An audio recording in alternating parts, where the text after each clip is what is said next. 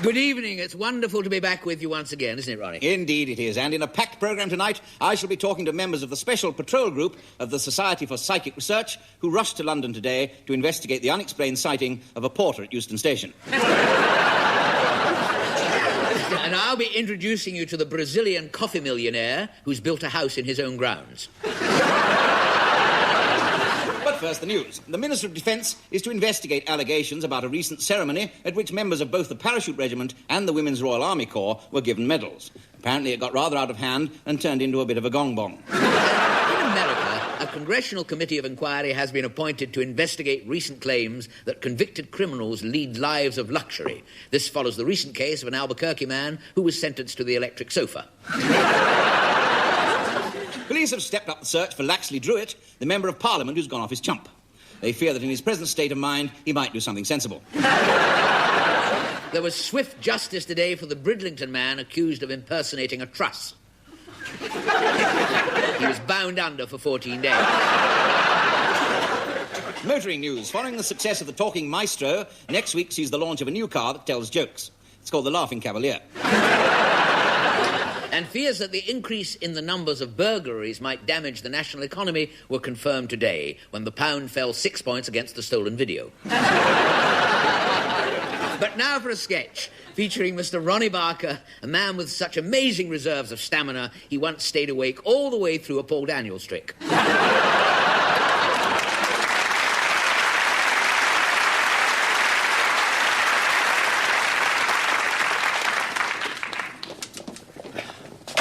He don't like the beef bourguignon. Who don't? He don't. There's only one geezer in there. He says it's tasteless, lumpy and cold, he says. Oh, you mean he's not very keen on it? No. Oh, well, we can't have that. We'll have to see what we can do about that, won't we, Alphonse? We will indeed, Chef, yeah. Right. I'll tell you what we'll do. Yeah. See if we can find them Brussels sprouts we had left over from yesterday. Oh, I like it, I like it. Brussels sprouts. Where are the Brussels sprouts now? Right, stick them in here. Yeah, we'll do. Yes, yes. That's right. Yes. Right, there we are. Now then, bit of mustard. Ah, you must have read my thoughts, Chef. Yeah, just a soup salt. He said it was a bit cold, didn't he? Yeah, he did. He won't say that again, will he? Or much else for that matter, I don't suppose. No, he won't. Right. Any other complaints did he Yeah, have? he wasn't over chuffed about the meat. He said it was horse. Horse? What did he think this is, the Ritz? I know. And he said he only had one lump. Oh, did he? Oh, well, we'll give him another lump. There we are. Oh, yes, a good idea. That's the idea. His gain will be Tiddle's loss. She didn't reckon it much anyway, did she? No, she had class, that cat, didn't she? Yeah. All you can say for the customer, that's what I would say. That's right. Hand me that dodgy bit of tripe over there, would you? Oh, yeah. If it'll stay still long enough. Gotcha. Yeah. You're never going to put that in, surely? No, perish at all, perish at all. Yeah. Oh, I don't know, no, why not? Nothing's too good for our valued patron, that's No, it there. that's right, yeah. He still lacks a bit of something, he's a bit thin, isn't it, eh? Yeah, a bit of body, I'll tell you what I'm going to do. Here you are. I'll give him one of these, eh? Yeah, right, That's right. the idea. That's it, that's it. That's it. Right, listen. What's that? A blue bottle. A blue bottle in my kitchen. Oh, go on, get it. Hasn't it read the hygiene regulations? Where is it? In.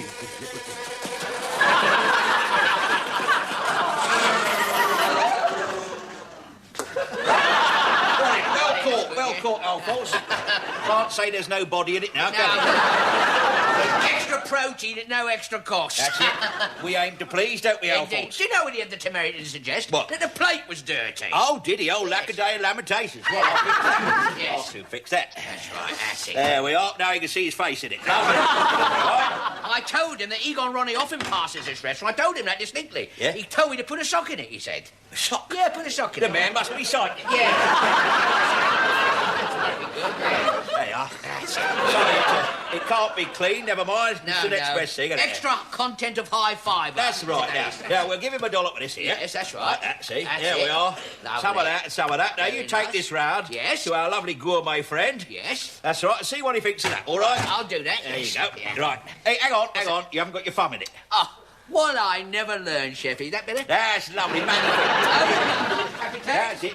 Tell him, give him the compliments of the house and tell him if there's anything else we can do, we'll do it all over him. Oh, would you believe it? What? He's gone. Gone? Yeah. I after me slaving my fingers to the bone? I know. What a flaming liberty. Still too good to waste. Oh, yeah.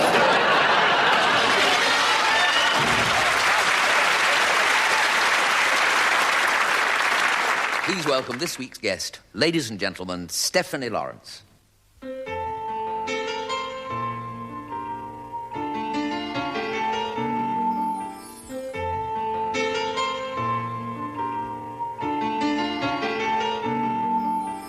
Think about me and you. Think of all the changes we've been through. The laughter and the tears, the years together. Little did we both know.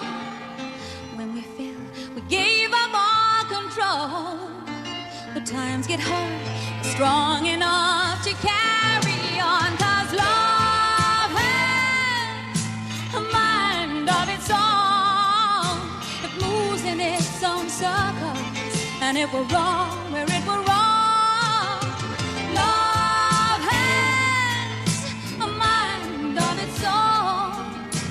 Holds our lives together. You're my heart, and you're my home.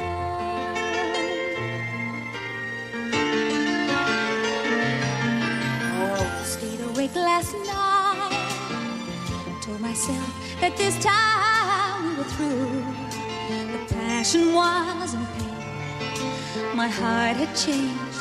Then in the morning light, the feeling caught me like a knife. And then I knew I couldn't walk away from you. 'Cause love has a mind of its own. Moves in its own circles, and it will wrong where it will wrong. Love has a mind of its own.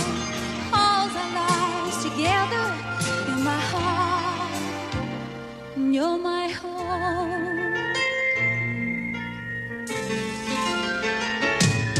We can drive ourselves so far apart until the world gets in between.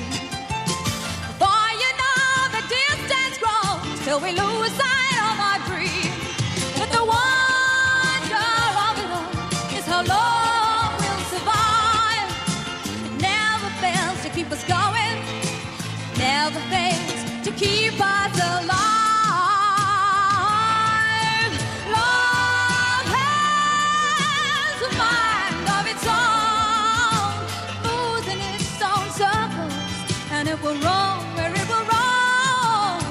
Love has a mind of its own, holds our lives together. You're my heart, and you're my home.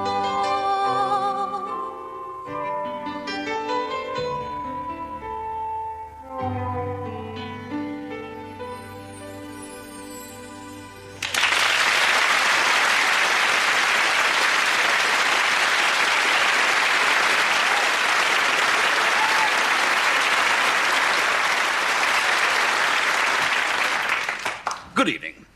I'm a health freak.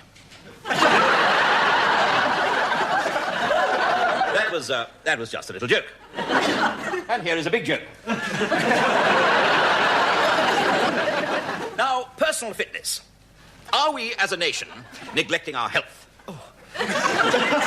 Did you know that last year, 100% of all deaths were caused by people not being very well? The fact is, we simply don't get enough exercise. How about a grueling 75-mile hike across the moors? Personally, I like nothing better. So every Saturday morning, that's exactly what I do. Nothing. Now, I had a letter from a viewer in Peebles who writes, "How can I get a body like Jane Fonda's?" Well, Mr. Dinsley, you won't get it overnight. Certainly not with Jane Fonda, you won't, anyway. But thanks to the revolution of aerobics, it is possible for fatties to slim down to a shapely hourglass figure. Here we are. Look at that.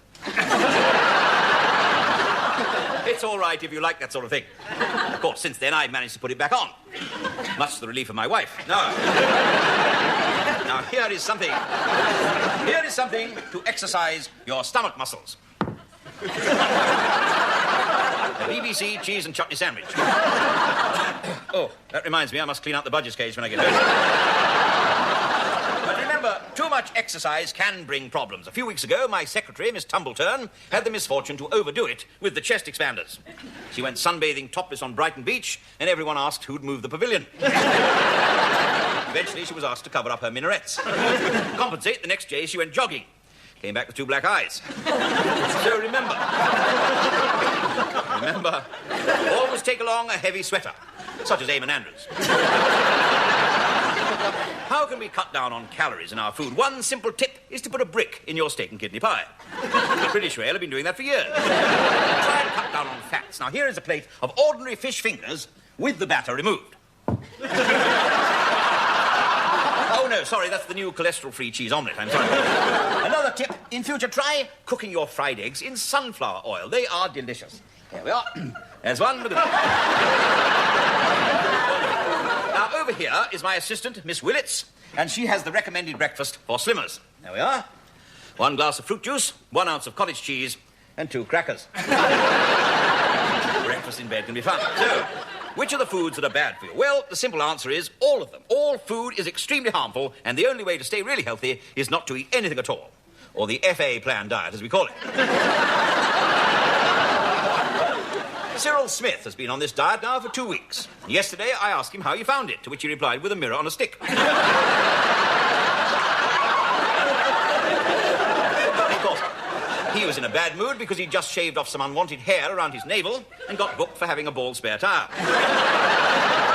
But, of course, some foods are much worse for you than others. A report out today shows that pork sausages can be a considerable health hazard, particularly to pigs, of course. So, in future, they will all carry this government health warning. Doctors think twice before eating a pork sausage.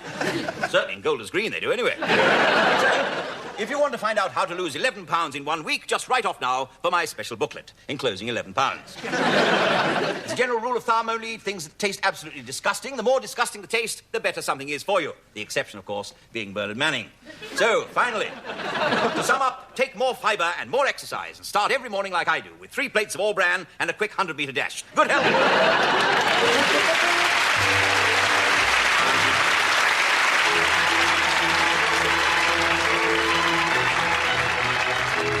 I say, Humphrey.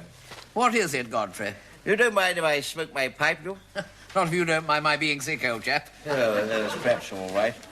Good God, that's a rather highly coloured sock you're wearing there, old chap, is it? Wonderful, isn't it? Fantastic colouring. Yeah. Hand-knitted in the Congo, you know. Really? Not another like it in England. I bet you a fiver there is, old chap. Done, right. Where is it? On your other leg. Oh, come on. Sorry, old chap. My daughter's cycling sock. Your daughter's bought a bicycle, has she? Yes, she loves it. Oh. Yes, goes everywhere on it. Really? Well, she's a farmer's wife. I thought the money would be better spent on a cow, wouldn't it? She'd look a bit of a fool riding round on a cow. Yeah. Not half as much a fool as she'd look trying to milk a bicycle.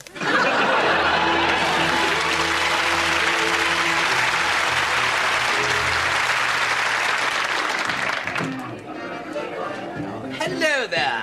Hello, old boy. I say it's rather crowded, what? Very crowded. Yeah. Really, very difficult to have a conversation without feeling someone is overhearing one. Oh, I've solved all that. Oh, really? Oh, yes. I've invented aristocratic rhyming slang. Oh, really? ARS for short. Doesn't sound very aristocratic. No. How does it actually work? Oh, it's simple, old boy. You see, you have the old school ties here, you have the Mary Rose, you have the Lords and Peers, and you have the old, Audley Street South. very good, and you've got the little, Pink gin. Pink gin, absolutely got it in one, yes. And then when you leap into your car, you see, you grab hold of the Lord Privy Seal and you press the old Knight of the Garter. What? No, sorry, I don't follow that, Lord. Well, Lord Privy Seal, wheel, Knight of the Garter, starter. You see what I mean? Oh, I see. Sorry, I was being frightfully Savile Row over that. Yes, you weren't exactly on the Royal Albert Hall, were you, old boy? I suppose once one gets the hang of it, it's not at all Grenadier Guard. Oh, no, it's absolutely simple. And the beauty of it is, you see, you can talk about anyone without anyone knowing what the artesian well you're talking about is. Bit of a St. James's Park. Oh, it is, absolutely. Why don't we have a little chat about the jerseys? The jerseys? Girls, oh, girls. Oh, Jersey cow. No. Jerseys and pearls, old boy. A Jersey cow. Oh, I don't know, perhaps you're right. But Good evening. You have to raise your Rolls Royce a little. I can't hear above the Henley Regatta. I know, it is a bit like... I say she's a bit on the centre court side, isn't she? Now, she's much too hunt ball. Oh, yes, absolutely. My Jove, what a magnificent upper crust. And that one's coming out. Really? I didn't notice. Stout, you mean? Yes, the stout one, yes. I say, you see this one? Yes. The one with the string of Marquis and Earls round her neck. Oh, she's delightful. A proper little Lucinda Pryor Palmer, she is. I mean, she's got a wonderful little anchovy paste, hasn't she? And a beautiful pair of plover's eggs. Rather a nice pedigree chum as well. What about this girl in the corner? Oh, that one over there, she looks 3 parts amethyst to me. She is a real Park Lane in the Knightsbridge underpass. Oh, I say, here she comes again, look. Looking for more booze. She'll lose her Richmond and Twickers before the night's out. What about that yachting chap over there? Well, the one with the pink trousers and the rather fancy castle moat. Yes. Do you think he's, What, Richmond Deer? Almost certainly, yes.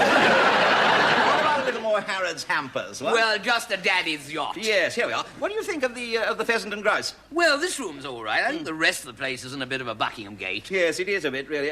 Apparently, he is something in Katie Boyle. I remember last year when Camilla smoked a point-to-point, rushed upstairs and was immediately sick in the Fortnum and Mason. And poor old Gwendolen slipped at the top of the stairs, went for a right Rhodian Girton all the way down the stairs, landed flat on her children's nanny. But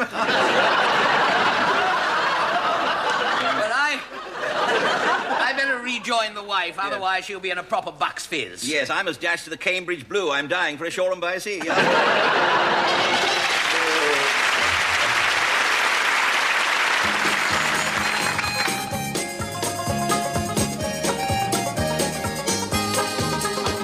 An old country singer lay dying at the end of a long, weary life.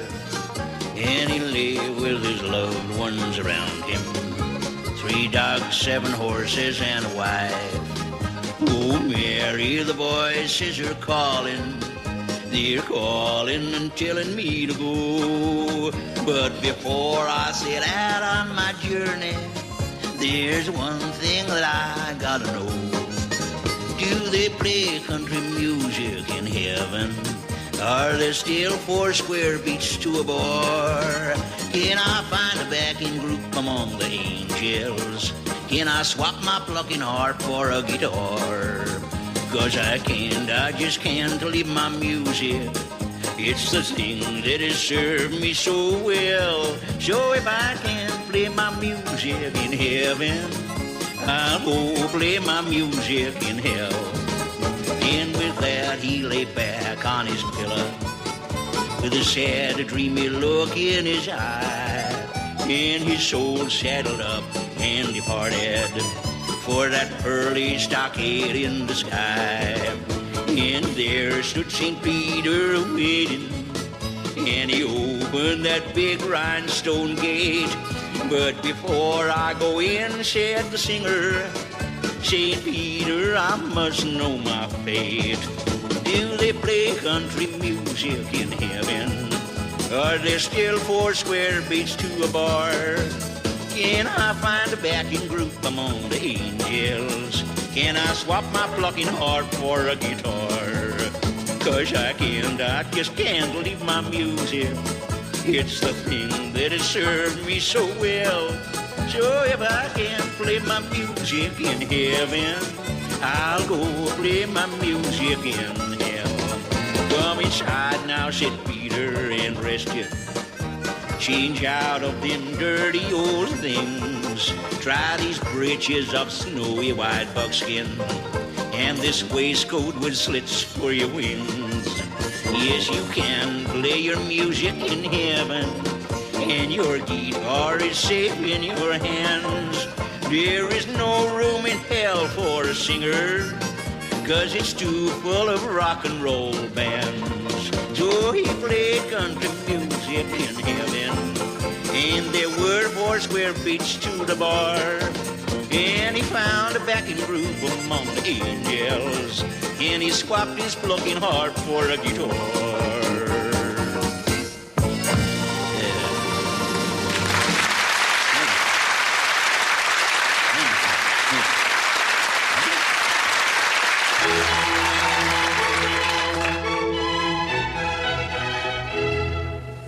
say, Humphrey, What is it, Godfrey? it says here, a firm bust in 4 weeks. Well, that's nothing. My brother's firm went bust in a fortnight. No, it's an advert for women. Well, don't answer it, old chap. You got one. Talking of women, have you seen the new maid in the bar? Yes, I have. I've seen better legs on a piano. And with a piano, you get one extra. Bit of a gold digger, too, you know. Really? Yes, oh, yes. I can read women like a book. What system do you use? Braille. The trouble with life is, when you're young, you can't afford women, and by the time you've got money to burn, the fire's gone out. Yes. Like my brother. He still chases his secretaries around the desk, but he can't remember why.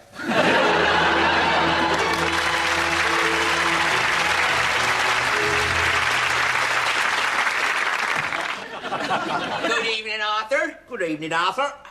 You're early? Yes, my house is on fire. Oh, dear. Have you rung up the fire brigade? No, I'm going to wait till 6, get the cheap rate. What are you going to have, a pint of mild? Oh, no, I'm on halves these days. I'll have 2. Oh. Hey, your picture's upside down. I know, it's a Turner. Oh. We got a Beethoven at home. Well, he's a musician. I know, it's a rotten picture. Do you know what Beethoven's last words were? Pardon? That's right. Is that an oven-ready canary you got there? No, you want to buy it? Why, what's wrong with it? It's got 3 legs, look. How much? £2 a leg. Oh, no, I've only got 5p. I've got change. That could be a rat, you know, Arthur. I thought you said it was an oven-ready turkey. No, I mean that noise in the cupboard there. Oh, don't worry about that. That's been going on there since last Christmas. Oh, has it? Oh, talking of Christmas, do you know Bert? No,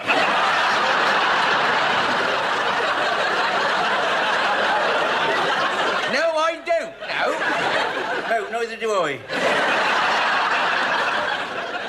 I know another fella's name's Bert. Who's that? Bert. That's him, yeah. Oh, he's a very good husband up to a point. Oh, what point was that? The point when he ran off with the bridesmaid while his bride was signing the register. Well, that's marriage, isn't it, Arthur, eh? Yeah. It's my silver divorce next Tuesday, you know. Oh, well, I wish you good health. Cheers. Tell me, what day of the week does Good Friday fall on? Well, it fell on a Thursday this year. So did my dog, you know. Oh, yeah. He was a grand little fellow, he was. Yeah. You just used to throw the stick and say, "Fetch Morris." Yeah, did he fetch it? Yeah, no. Why not? Well, he wasn't called Morris, you see. He was named Stanley, after the footballer, you know. What, Stanley Matthews? No, John McEnroe. John McEnroe don't play football. Well, neither did the dog, did Oh, he? Hello? Hello? Oh, funny little echo in there. It won't open, though. No, it's bank holiday. Oh, that's right. Nothing opens bank holiday, does it? No. Could be dry rot, you know. We had a woodworm once, but it died. Oh, really? What of? It was drowned in the rising damp. Somebody told me a funny story in here the other night. Oh, yeah? Yeah, it was Christmas Eve, and the shepherd was on the hillside, you see. Yeah. And what do you do to a sheep? Earn it. Oh, I shan't bother to tell you then.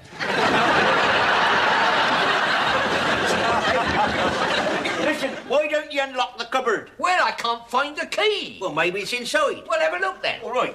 Oh, look at that now. It's old Bert. Oh, he's been in there since last year. Yeah, I'd better take him home. He'll be missed. As a newt.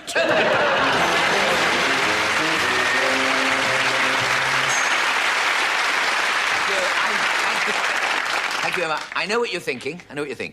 That's the first time I've seen a garden mole wearing glasses. No. And who left that SAS action man in the chair? No, it is pathetic, isn't it? You know, a comedian of my enormous stature, you know. Do I hear sniggers, some doubt, about the word comedian? No. No, that is what I am. But to be honest, my wife has made me put this on because I have a small cold. A small cold what, you're all asking? No, she was very insistent that I should wrap up. Or was that the producer? I can't remember. Anyway, it is fair enough, I suppose, because I do seem to attract all manner of ailments these days. Only a few weeks ago, my hush puppies caught distemper. And I was always very sickly as a child, especially with my size. As a baby, I was so small, I could only have one measle at a time. And sniffly noses do run in our family. Now, my old Uncle Herbert, for instance, has a lot of trouble breathing these days. He's dead. No, he's not. No. That is just a story he puts about to get sympathy. Now, it's understandable my wife worries, because it does get very nippy here at the BBC. Only this morning, the producer's secretary said she was going away to get a jumper to warm her up. 2 hours later, we found her in a broom cupboard with Daley Thompson. So my wife was very firm about it. Put your woolly balaclava on, she said, and stay out of drafts. She said, if you take that off, she said, I will never speak to you again. That's the best offer I've had all week. No, the fact is that my wife has been rather moody just lately. For one thing, the house is in rather a state. In fact, our carpets are so filthy, the vacuum cleaner's developed a hernia. We've been having a lot of trouble fixing up her driving insurance as well. It's never an easy job. The day she passed her test, Lloyd's of London sounded the lutein bell. Personally, I think she was wrong taking lessons from her brother-in-law. He used to drive a muck spreader. He was Nigel Dempster's chauffeur. Quite a good point there. The other night, I woke up at 3 o'clock in the morning, and there she was, my wife, just standing there, gazing mournfully through the window, just like that. Just gazing. And she looked so sad. Eventually, I had to get up and let her in. No, I know why she's upset. We had a little tiff about how to redo our front garden. I wanted a nice lawn with all the little ornaments, and she wanted crazy paving. In the end, we reached a compromise and had the garden gnome certified. It's amazing, really. It's actually amazing that our marriage has survived at all, when I think everything she's had to put up with over the years. Like the time on our honeymoon, when I had to be given a bump start.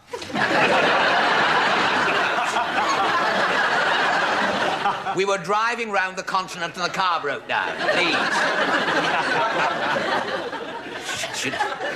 You are awful, you lot. Honestly, I should have known better, really. I just bought one of those cheap, tinny French cars with the ring pool sunroof.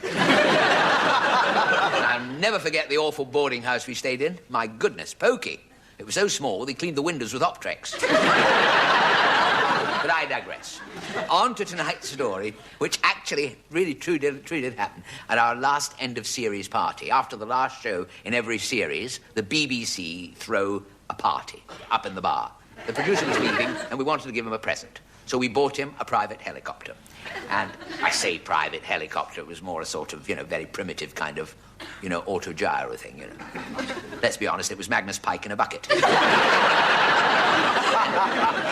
And as he spoke to me, as the producer spoke, a tear bedimmed his eye. Ronnie, he said, today is the birthday of my dear old Irish mother. How I wish I could hear that song, he said. She used to sing to me as a child, Paddy me boy, just for old time's sake. And it was the first time I've seen him cry since someone cracked the combination lock in his wallet. I don't mind saying I was deeply touched. I was deeply touched. There you are, I told you I didn't mind saying. Because I have known our old producer for many years. I mean, he, to be honest, plucked me from obscurity when I was still doing walk-ons for Magic Roundabout. That was about the time when Zebedee had been a little bit naughty. You know what I mean? And we just all heard that Florence was expecting a spring baby. I thought there must be something I can do here for the dear old producer. So I went into the corridor, out to have a think, and who should I bump into in the corridor, getting into a lift, but Joe Loss and the orchestra, carrying their instruments. So I rushed over to Joe. I said, look, before you go home, a great favour. Do you think you boys would come into the bar and play a few verses of Paddy Me Boy for our producers, you see? This is his mother's birthday, and it would mean the world to him. So he said, of course, we'll only be too pleased. So they all trooped back into the bar and took their positions, ready to play. Then one of the band pipes up. He says, just a minute, Joe, he says, Paddy Me Boy, Paddy Me... How does that go? And Joe Loss said, well, don't ask me. I thought you all knew, he said. I thought you all knew. Chap said, well, I don't know. I'd never heard of it. Whereupon it transpires that no one in the orchestra, not even Bertie on the drums, had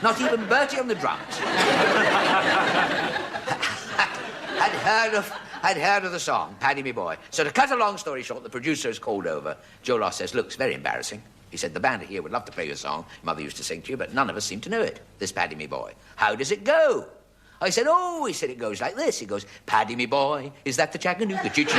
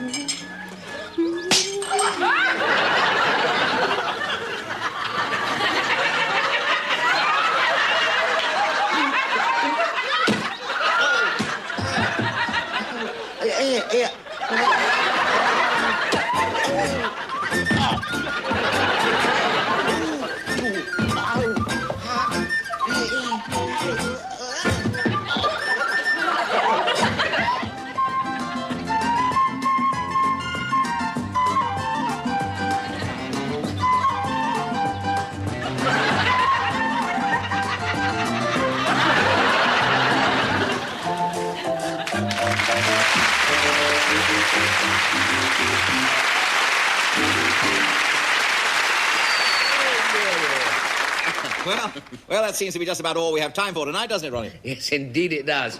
But before we go, a few late items. Bad news tonight concerning missing gang leader and drag artist Sylvan Velour. Apparently he's been found at the bottom of the Thames wearing a pair of concrete slingbacks. This afternoon, Mr. Cyril Smith sat on an all-party Commons committee. They hope to be back at work on Sunday. And in today's Swiss skiing championships, Rolf Schneiderhaus achieved a remarkable double. He won the men's downhill in 57 seconds, sat on the sharp end of his ski stick and won the uphill in 56 seconds.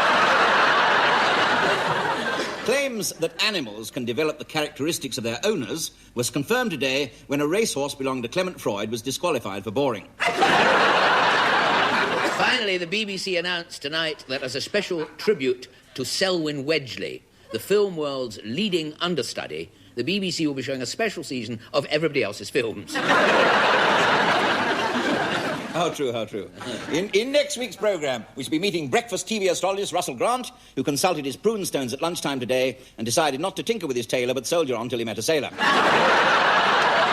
Until then, it's good night from me. And it's good night from him. Good night. Good night.